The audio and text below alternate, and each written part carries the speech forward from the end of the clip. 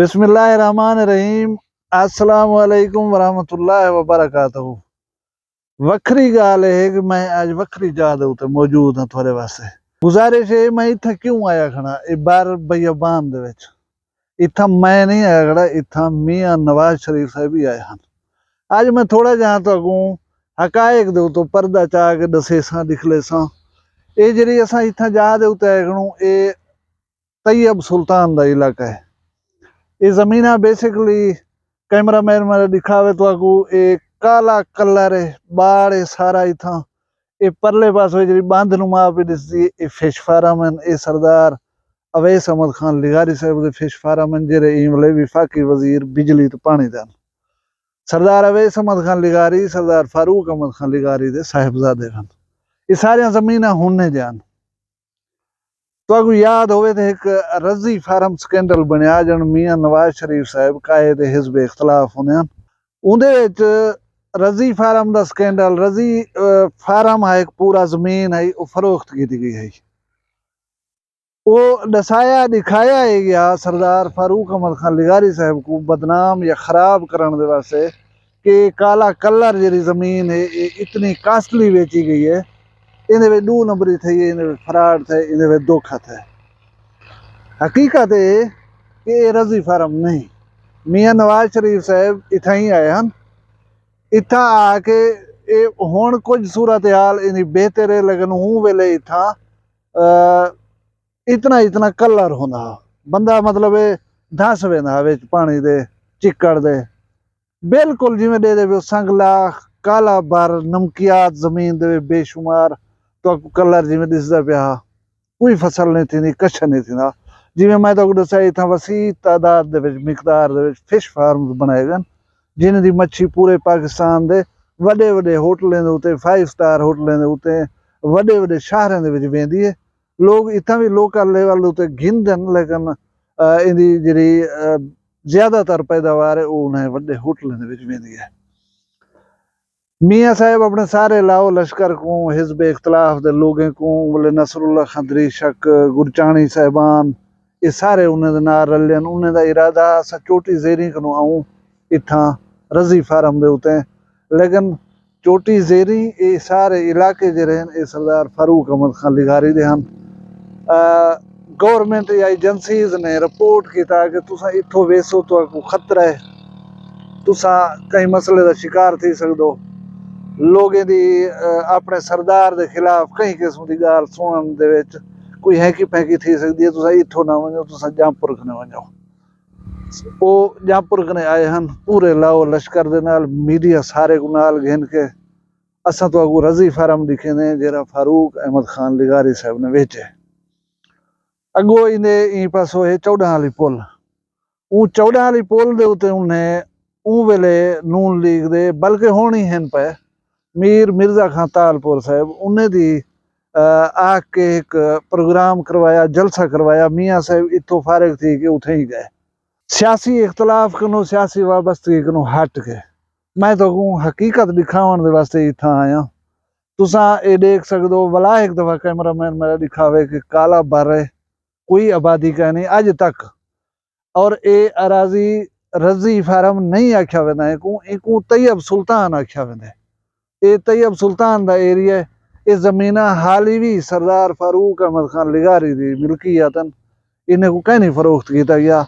जी जमीन विकी है रजी फार्म वो तो अगुआ हुण जुल के दिख ले सा तुसा आप अंदाजा ले सो वो हुण कहदी मिल्कियत जे वो बड़ी जरखेज जमीन है आपाश जमीन है नहरी आपाशी थी है उन्हें और वो बड़ी बेहतरीन जमीन है उनको सरदार फारूक अहमद खान लिगारी वेचा लेकिन अपने सियासी फायदे के तौर पर दो नंबरी करके जमीन को जरा रजी फार्म शो किया गया ताकि एक इम्पैक्ट बने कि फारूक अहमद खान लिगारी ने 2 नंबरी की है।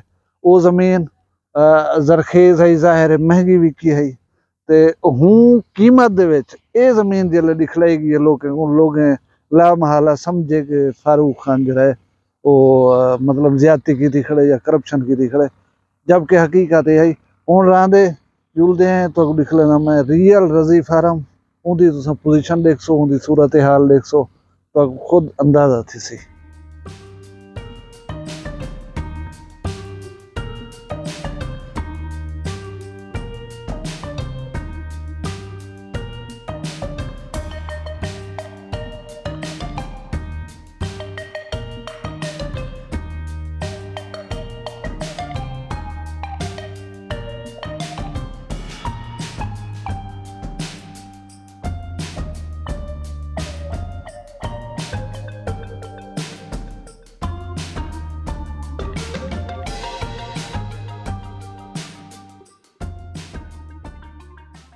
जी मैं अपने वादे के मुताबिक आया खड़ा असल रजी फार्म के उत्ते।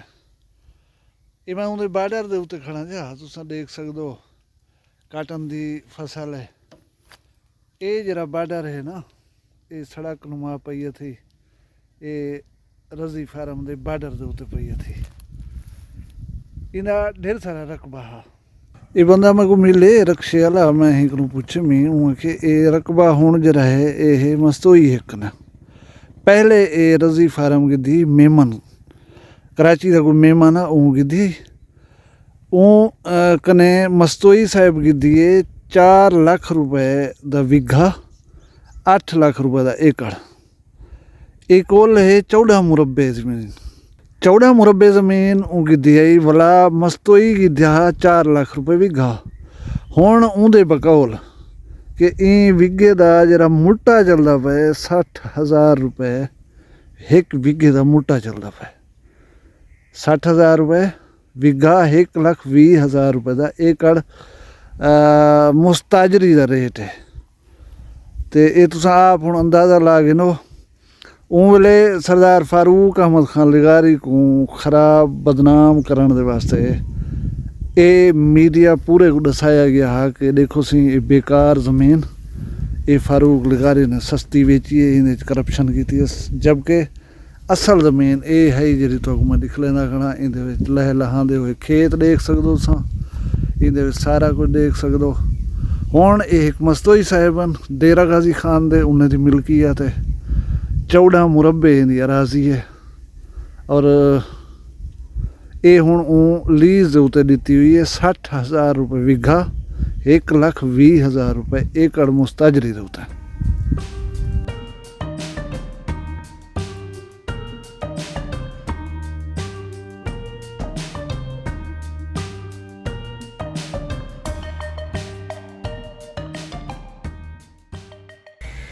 जी तुसां देख ही देवे असल रजी फार्म तो नकल रजी फार्म। जेरे वेले मियाँ साहब होरें इत्थां ऐन रंगे वाली पुल छड्डी है उंदे नाल है रजी फार्म। आदन कि उन्हें लोगों ने पूछने की कोशिश की है सब गाइड करो रजी फार्म है कित्थां, लेकिन दसाया ये वेंदे कि लोगें मुँह नहीं खोलिया, कहीं गाल कोई नहीं की, निन्ने दसाया। खौफ आ कि असां अलेसूं आखसूं किसी चीज़ असा को इंतकाम का निशाना न बनाया वजे, लोग खामोश रह गए। तो मियाँ साहब होरें जेरे लाओ लश्कर समेत आए हुए हैं, इंटरनेशनल मीडिया हा, नेशनल मीडिया, मकामी सरदार इत्था उहदे नाल हन, गुरचाणी साहब होवन, दरीशक साहब होवन, ये सारे उंगले मियाँ साहब दे नाल हन। ये तकरीबन 10 किलोमीटर अगू ते निकल गए। वो एरिया जिथा खड़ के मैं तो दिखाया गैराबाद कलर ज़दा शोर ज़दा एरिया है। उन्हें पिछे उथा वंज के अपनी सियासत को कैश कराने के वास्ते वो कलर ज़दा ज़मीन शोर दे विच पे गए। उथा कपड़े ख़राब थे, जूतियाँ ख़राब थे, लोगों को दिखाया गया कि देखो सी ये नाकारा ज़मीन इतनी कास्टली बेची गई है। हालांकि मैं तो दसाए दिखाए वो ज़मीन जी है बड़ी जरखेज़ ज़मीन है, नहरी पानी की ज़मीन है और उनकी लीज ही वेले 1,20,000 रुपए फी एकड़ चलती पी है।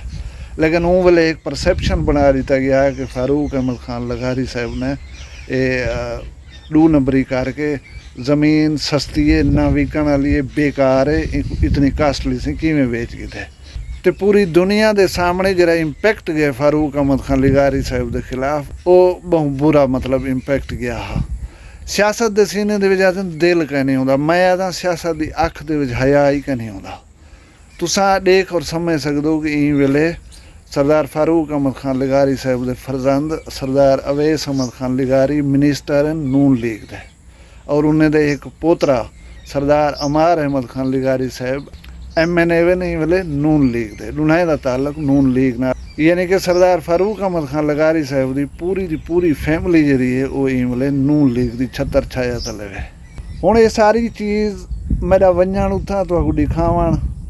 अजकल सोशल मीडिया जरा है ना असा लोगों की जिंदगी को मुतासर करना पे एक इंपैक्ट असा जरा क्रिएट करन माइंड दे विच कहीं बंदे दे अगेंस्ट।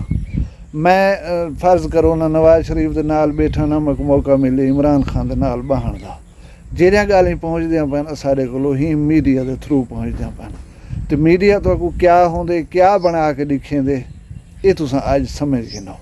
और मेरी रिक्वेस्ट है कि मीडिया को देख करें कहीं के मुतालिक कोई राय कायम ना की करो। हकायक को देखने समझने तो खुद थोड़ी जी जस्तजू की करो। अल्लाह तुआकू मैकू सारे को अपनी हिफ्ज़ व मान च रखे। अल्लाह ईमान की सलामती भी देवे, कूड़ बदूड़ कने बचावे। अल्लाह तुम सारे हामी नासिर हो। मैं कोई इजाज़त दो। अल्लाह हाफिज़। वखरिया गाली वखरा चैनल सराइकी वसीब दे सच्चे रंग तुहाडे अपने यूट्यूब चैनल वखरी गाल दे संग। वखरी गाल को यूट्यूब ते सब्सक्राइब करो ते नाल नोटिफिकेशन बिल ऑन करेंदे हुए आल करना ना भुलाए।